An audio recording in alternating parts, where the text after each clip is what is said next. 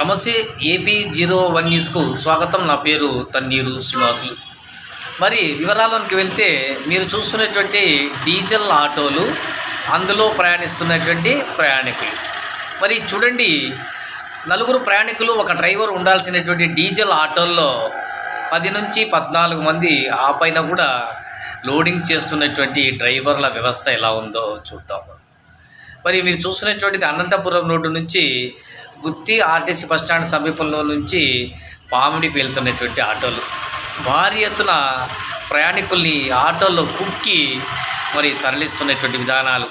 ప్రమాదవశాత్తు జాతీయ రహదారులపై 44వ నెంబర్ జాతీయ రహదారిపై ప్రయాణిస్తాయి ఇవి. మరి అటువంటి సంఘటనలో ఏదైనా జరిగితే ఆదుకునేది ఎవడు?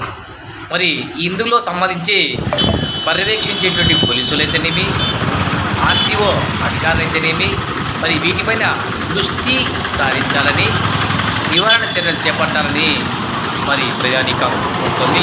అదేవిధంగానే మరి గుత్తి నుంచి పామిడికి వెళ్ళేటువంటి డీజిల్ ఆటోలో కూడా ఇదే విధానం కొనసాగుతుంది. మరి గుత్తి నుంచి గుంటకల్లు, గుత్తి నుంచి పామిడి వెళ్ళేటువంటి ఆటోల్లో కూడా ఓవర్లోడ్ వెళ్తుంది.